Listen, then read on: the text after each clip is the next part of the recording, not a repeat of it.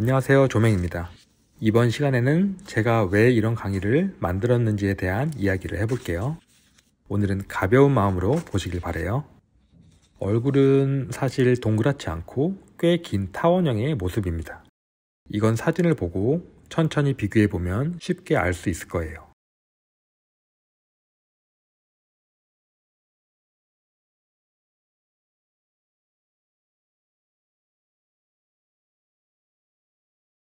그런데 왜 얼굴이 동그랗다고 생각하냐면 제 생각에는 머리카락에 가려져서 그렇게 생각하는 것 같아요. 그래서 얼굴을 그릴 때 머리카락이 가려진 부분, 머리통의 크기를 생각하지 못하는 경우가 많습니다. 그리고 얼굴은 네모가 아니라 원형에 가깝다는 것은 당연히 알고 있을 거예요. 얼굴을 그릴 때 네모를 사용하는 것은 입체적인 표현을 위함이나 투시를 적용할 때 가이드라인으로 쓰기 위함입니다. 그래서 얼굴을 그릴 때 원을 사용하는 경우가 많은데요. 이 원은 아까도 이야기했지만 길지가 않아요. 그래서 이런 식으로 많이 그리기도 합니다. 원을 그리고 수직 수평선을 긋고 이렇게 턱을 이어서 얼굴을 그립니다. 그리고 이 기준이 되는 수평선에 무언가를 그려야 되는데 여기에 눈을 그리는 경우에는 턱을 조금 줄여야 될 거예요. 그런데 보시면 아시겠지만 머리통의 크기 확보가 전혀 돼 있지 않습니다. 그래서 이 수평선에 눈썹을 그리기도 하는데 이렇게 그리면 아까보다는 조금 낫지만 아직도 머리통이 작습니다. 머리통이 작다는 것이 무슨 문제가 될까요? 보통 얼굴을 그리는 분들이 이렇게 그려놓고 머리카락만 붕 띄워서 그리는 경우가 많습니다. 그런데 묶은 머리를 그린다면 머리카락만 띄워서 그리는 게 아니라 머리통의 크기도 키워야겠죠? 물론 이런 방법으로도 잘 그리시는 분들이 많이 계실 거예요. 뭐든지 익숙해지면 또 수정하면서 잘 그리게 되거든요. 그런데 만약에 정면 얼굴이 아니라 위에서 본 모습을 그리게 되면 어떨까요?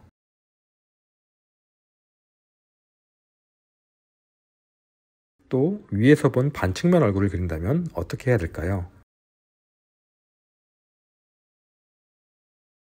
이 상태에서 머리카락만 붕 띄워서 그려야 할까요? 아니면 머리통 자체를 키워서 그려야 할까요? 어디에 기준을 세우고 높이면 될까요? 그리고 얼굴은 정면의 모습보다 측면의 모습이 길기 때문에 이 원을 그냥 이대로 사용하는 게 말이 안 됩니다. 갑자기 측면이 되어서 얼굴이 길어질까요? 아니면 비율을 맞추기 위해 턱을 줄여서 얼굴의 크기가 달라져야 할까요? 얼굴 드로잉을 정면에서만 생각하는 게 아니라 여러 각도에서 생각을 해본다면 이 방법이 딱 맞는 방법이 아님을 알게 되실 거예요. 그리고 아까 가로중심선에 눈썹을 그려도 머리통의 크기가 확보가 다 안 된다고 했는데 그러면 눈썹 위치를 조금 낮추면 되지 않나요? 하는 분도 계실 거예요. 물론 그 방법도 정면 얼굴을 그릴 때는 가능합니다. 하지만 이 방법 역시 위에서 본 모습이나 아래에서 본 모습을 그릴 때 조금 내렸던 눈썹 라인은 얼만큼 아래쪽에 그려야 할까요? 그것도 기준점을 잡기가 애매할 겁니다. 이러한 이유들로 저는 앤드류 루미스의 얼굴 그리는 방법을 좋아합니다. 앤드류 루미스라는 작가님을 모르시는 분도 계시겠지만 얼굴 드로잉에서는 정말 유명하신 분입니다. 얼굴을 그릴 때 원을 사용하고 측면을 잘라서 그리는 방법입니다. 그러면 앤드류 루미스의 얼굴 그리는 방법으로 그리면 될 텐데 너는 또 무슨 강의를 하겠다는 거야? 라고 생각하실 분도 계실 거예요. 맞아요. 저는 앤드류 루미스의 원리가 맞다고 생각합니다. 하지만 제가 이 방법을 10년도 훨씬 전에 공부하게 되었지만 그러면 그때부터 제가 얼굴을 다 잘 그릴 수 있었을까요? 아니에요. 그저 하나의 이론으로만 생각하고 아니면 정면 얼굴을 그릴 때만 적용했었지 정말 제대로 활용하진 않았어요. 아니, 못했습니다. 그러면 왜 그랬을까요? 몇 가지 이유가 있는데요. 우선 앤드류 루미스에 나온 이 십자선, 이 중심선에 대한 명확한 위치가 애매했습니다. 지금도 다른 많은 영상이나 강의 중에 앤드류 루미스의 방법으로 설명하는 영상을 보면 이 중심 십자선을 그릴 때 별다른 설명 없이 그리고 시작합니다. 물론 얼굴 드로잉과 입체에 익숙하신 분들은 이 십자선을 제대로 그리겠지만, 하지만 그림 초보자 분들이라면 이 선을 조금 위쪽에 그릴 수도 있고 조금 아래쪽에 그릴 수도 있어요. 이 정도 차이는 상관이 없는 걸까요? 아니겠죠? 2D로서의 원이 아니라 3D로서의 구의 중심선은 처음 그린 원에서 이 점들을 지난 타원이 중심선이 됩니다. 이 부분을 알고 그리지 않는다면 초보자분들은 다른 위치에 이 십자 중심선을 그리게 되는 경우가 많을 거예요.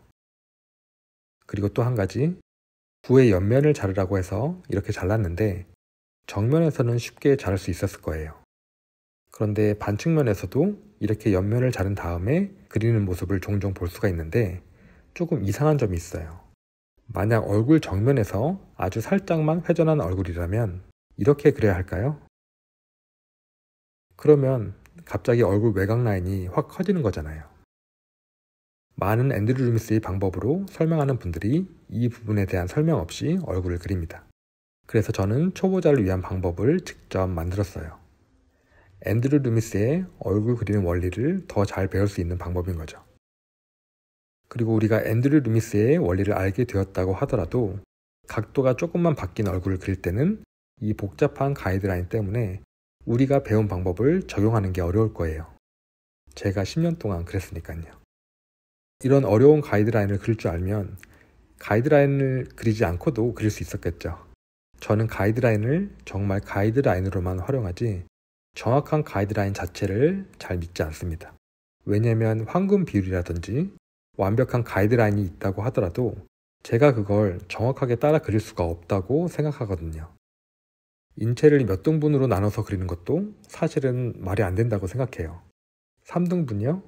그거 저도 아직 제대로 나눠서 그리지 못해요.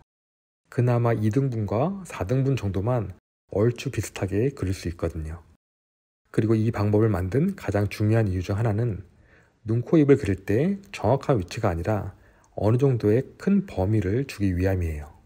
애초에 정확한 위치에 가이드라인을 그릴 수가 없고 직접 그려보고 그 안에서 많은 수정을 해야지만 얼굴의 자연스러운 비례를 가이드라인이 아닌 눈으로 배울 수 있기 때문입니다. 그 감각을 배우는 거예요. 그 감각을 스스로 배워가는 거예요. 그림을 잘 그리시는 분들은 제가 생각하기에 거의 대부분이 가이드라인을 잘 쓰지 않을 거예요. 저도 교육을 위해서 이렇게 그리지 사실 평소 혼자 그릴 때는 가이드라인을 잘 그리지 않습니다. 가이드라인 없이 그릴 수 있다는 것은 머릿속에 자연스러운 비례감이 있다는 거예요. 그 안정된 비례에 맞춰 그릴 수 있는 눈이 있다는 겁니다. 이러한 연습 과정이 없는 가이드라인은 또다시 이야기하지만 완벽하다고 하더라도 그걸 똑같이 따라 그릴 수가 없고 비율을 스스로 공부할 수 없는 방법이라고 생각합니다. 물론 이 모든 내용을 떠나서 오랫동안 얼굴을 많이 그려보신 분들은 자연스럽게 그 비례감이 생겼을 거고 또 잘 그리실 거예요. 하지만 초보자 분들이거나 또는 정면 얼굴이나 몇 가지 각도의 얼굴만 잘 그리시는 분들은 이번 수업으로 얼굴의 자연스러운 비례가 익숙해져 가시길 바라요. 그러기 위해서는 먼저 전체적인 얼굴형, 머리통의 크기에 대해 익숙해지셔야 합니다. 그래야 입체라는 게 조금씩 이해가 되실 거예요. 그냥 보고 따라 그리라는 게 아니라 자신이 그린 그림 안에서 입체가 느껴져야 합니다. 그리고 그 다음에 눈, 코, 입을 그리는 연습을 하시면 될 거예요. 저는 이 방법을 어린 학생들을 가르치려고 만든 건데요. 학생들도 이해하기 더 쉬워졌지만 사실 제게 더 큰 도움이 되었답니다. 얼굴 그리는 거에 있어서는 완벽한 이해, 논리가 생겨서 이제는 얼굴을 그릴 때는 약간이라도 애매한 부분이 전혀 없어요. 물론 이 방법을 알게 되었다고 바로 잘 그릴 수 있는 건 아니에요.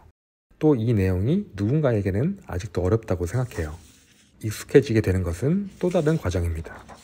그래서 연습하는 방법, 익숙해지는 방법까지도 잘 설명해 놓았으니까 여러분들께서 앞으로 수업을 잘 따라오시기만 한다면 많은 도움이 될 거라고 생각합니다. 그러면 다음 시간부터는 얼굴 그리는 방법에 대한 강의 시작할게요. 안녕.